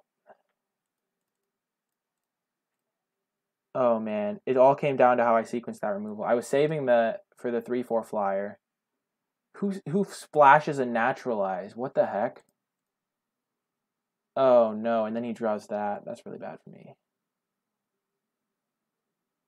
He still can't attack. I'm still safe for now. If I draw a kill spell, I win the game here. Impale. How many Impales do I have left? I have all my Impales left. I have both my Impales. Shoot. So if I attack everything, he'll go... He's at 6, so he has to block stuff. So if he goes block, he goes to 8. Block. Block, he doesn't die. We're both top decking now. I just have to kill the Harpy. I can't believe I'm in a losing spot now. That's actually unbelievable. How the heck did he do that? He top decked the Naturalized the turn he needed it or he was dead. Oh no. And now he can draw Galta. Galta's a draw. Galta would be a hell of a draw.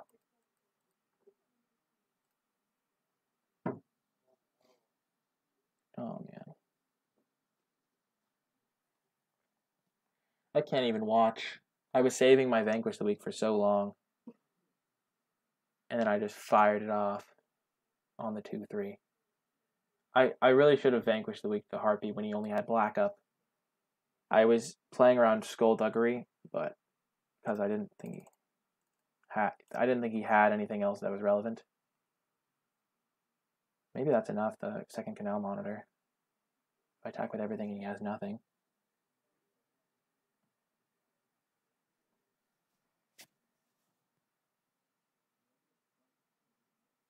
Oh, I thought it was Galta.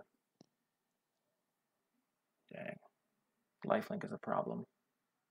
I need to draw on Pale. Maybe I can draw my land that draws me cards off this. Or a Plains. You know, Plains are fine. If I attack everything... Yeah, I can't kill him. I'll have to trade my Sky Marcher Aspirant for the Sadistic Sky Marcher.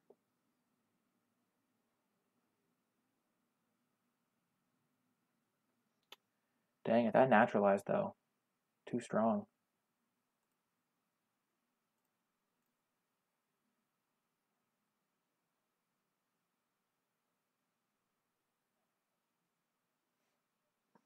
He goes up to 8. All I need is a kill spell. He had to Settle the Wreckage and only killed one of my creatures, and I still could lose the game. Oh, man.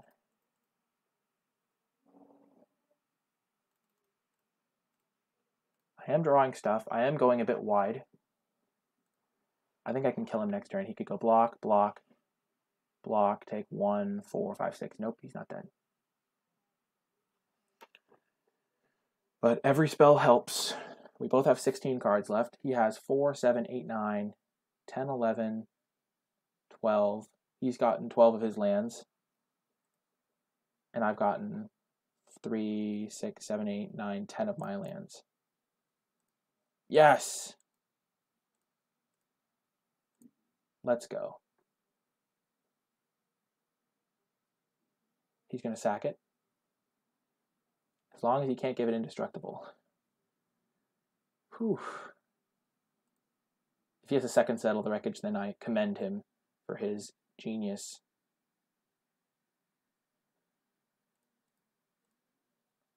So if I attack with only these guys, he can go block, block, take 6, not die. He's going to go up to 10. So can I do 10 damage if I attack everything? So this is 3, 8. This is 5, 10, 13, 14, 17, 18, 19, and he can block 10 of it. So yeah, he won't die. I'll just attack like this. This way he has to block with his stuff.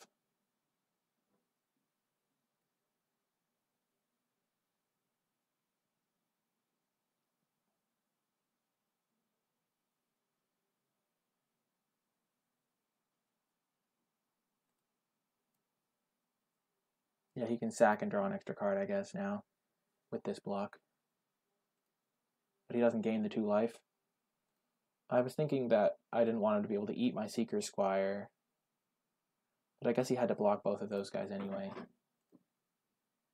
Oh, that was probably really bad. I let him draw an extra card. Yeah, I did not play that very well. I was thinking that if I attacked with everything, he would be able to block Seeker Squire, but he had to block both Canal Monitors. So that was really bad. Okay, we got there.